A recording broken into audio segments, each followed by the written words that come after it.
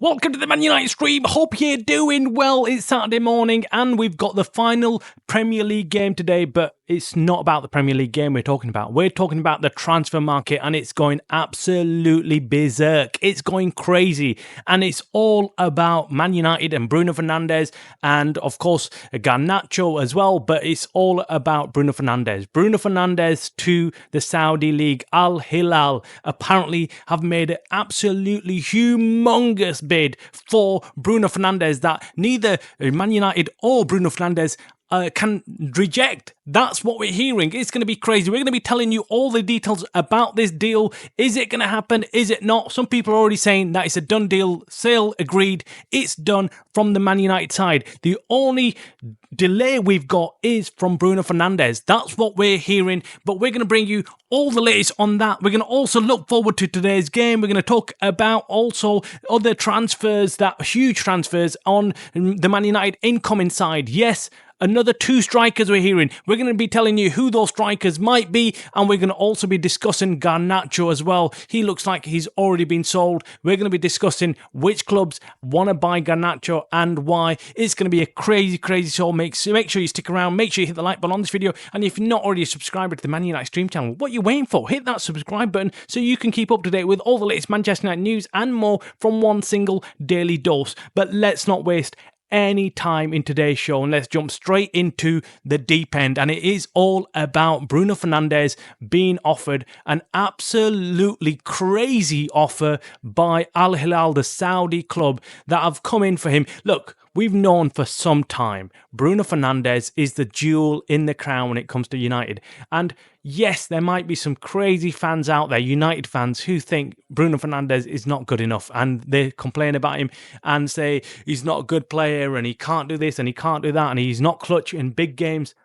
But let me be honest with you, this guy is world class and he could walk into any world class team. I'm talking about Real Madrid, I'm talking about Barcelona even, I'm talking about Bayern Munich. Any club out there would love to have a Bruno Fernandes in that team. And for us to say he's not good enough for United is just cuckoo land. Seriously, those fans who think he's not good enough and think he's not worth what we're paying him, absolutely cuckoo. You guys do not know anything about football and about Bruno Fernandes if you think he's not a good player. Okay, you can have your arguments about whether he's a good captain and whether he fits into the system. Yes, we can have them arguments. But to say that he's not a good player is completely and utterly crazy. You look at the players that we've got rid of, who we've been saying are not good. We've got rid of Rashford, done pretty good, I think, in Villa. We've got rid of Anthony. Look what he's doing at Real Betis. And look what McTominay did just yesterday for Napoli. MVP. He's gone and taken Napoli to the Serie A title. What a player he's become. But were they shit? Were they crap? I think it is that the players don't necessarily play well at United because of the pressure, because of the outside influence, other things that are going on at the club, the ownership problems, other drama that happens at the club. Whereas I think if you go to any other club, you don't get that drama, you don't get that scrutiny. And I think players thrive off that. Bruno Fernandes is a top player. I don't care what anyone says. He's a top player and we're going to miss him. And that's why Ruben Amorim's going to fight tooth and nail to keep him. Will he be able to do that? No, he won't. We know Ineos are skint. We know Glazers have never put any money down on United, and that's why they're going to want to screw United. They're going to want to take every penny out of United, and any money that's coming in for a player sale that they don't have to put money in from is obviously great news for them. So they're going to be putting a lot of pressure on the management and saying, look, we need to sell Bruno Fernandes, and this money can then be spent on bringing in more players. Will we be able to replace Bruno Fernandes? Absolutely not. Absolutely not. We've got a huge gaping hole in the midfield already. We've got problems in this midfield already. But then to sell your best player, and he is by a country mile our best player, I think is a terrible move. But United are in a position, being put in a position by the owners, where we've been put in a position where we can't afford anything. We can't afford anything, and we have to sell. We have to sell in order to go out there and try and rebuild this team, and maybe go and buy a few cheap players who might go on to be good players. That's the philosophy now being used by the owners, because they're not willing to put any money down.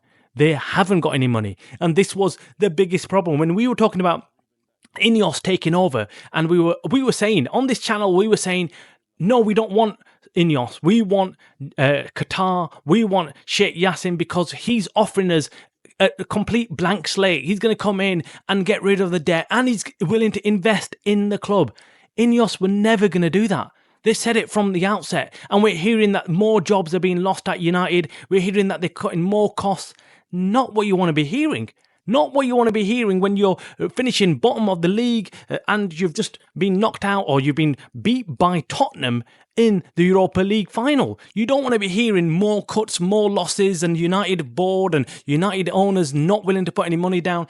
It is awful. But look, Bruno Fernandes, what we're hearing from sources close to us, that United themselves obviously have agreed to sell Bruno Fernandes, and now Bruno Fernandes has around about 24 hours to decide what he wants to do. The only delay on Bruno Fernandes' part is because Bruno Fernandes is looking at offers from maybe Barcelona or Real Madrid, because of course he wants to stay in Europe. He wants to play for the big clubs, stay in the big competition, and playing out in Saudi will not bring you that kind of attention. Yes, he's going to get paid absolutely ginormous amounts of money. We're talking about, I think it's 600 to 700 grand a week. That's what's been thrown around. That's like worth, in his total contract, it will be worth 65 million pounds, I think, over 2 years or 1 year. It's just ridiculous. The numbers are absolutely ridiculous. Whatever it is, he's going to be just set for life and more with the money that he might make if he moves to Saudi. But then players generally at the peak of their careers don't really want to move to a league like Saudi. They want to play for the big clubs,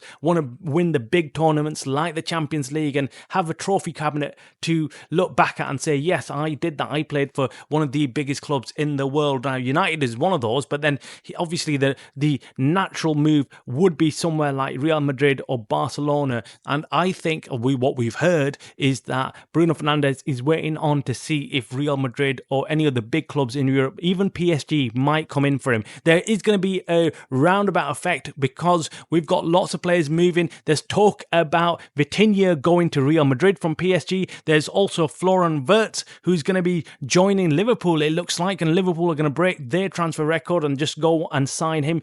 Again, look, these players are not going to be cheap. So for us to sell Bruno Fernandes, it's just a hard one, isn't it? It's a rock and a hard place. Yes, I want the money to go out there and improve this team because we're desperate to improve the team. We need money. And we've heard from Ineos and we've heard from the Glazers that they're not willing to put any money down. Look, it's...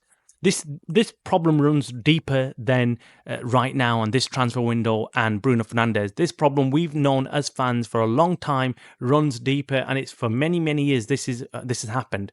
And it's not going to take a year or two to just get out of this. It's going to take many years to reset everything. And that's why we needed someone to come in and completely wipe out the debt and put us on at least a blank slate, but we're not even getting that with Ineos. And any fans who were there celebrating Ineos, well, now you can't have your cake and eat it, can you? You've got Ineos who've just shafted us completely. Sir Jim Ratcliffe is a rat. I said it from the start. I said he's a Glazer in disguise, and half of you agreed, half of you said, no, look, let's look forward to Ineos. You know, he's English and he's from Manchester and he's a fan and he might do something, but he's done jack shit. He's an absolute waste of time, completely full of shit, talks shit, and just gives us shit and expects us United fans to just sit there and just take it. But I've had enough of Ineos. I've had enough of Jim Ratcliffe just, sneaking around, thinking that he could just, I don't know, divide the fans maybe.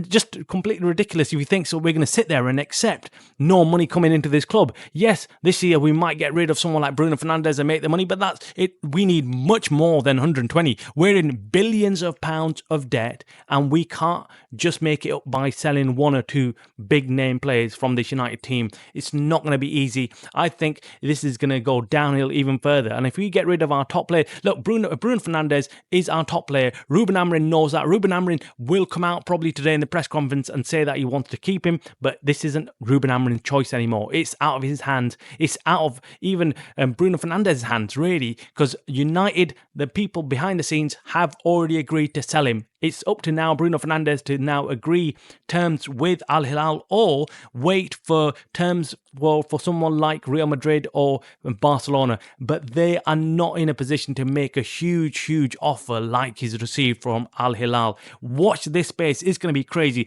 Moving on, Garnacho, we've heard that he has agreed to move from United. We already knew he's going to go. Now it's a matter of who's going to buy him. We're hearing Napoli are really interested in taking Garnacho, but this is early days. Other clubs are coming in and inquiring about Garnacho, but sources close to United have said that Garnacho is on his way out. We knew that already post the final in the Europa League in Bilbao. We knew what he said, and well, it's writing on the wall. He is out. Who else we're bringing in? We're hearing that Matheus Cunha, despite United getting knocked out, well, losing to the final in the Europa League against Tottenham, he still is interested in joining United. So that move still looks like it's still going to happen. Hopefully that comes through and we get him in, because we are desperate for new players. We need players. Teams are strengthening around us, and we cannot afford to simply sit back and just not do anything. There's other players that United are looking to sell, the likes of Luke Shaw, and there's other players as well like Dalot. People are saying that needs to be sold. I'm not quite sure.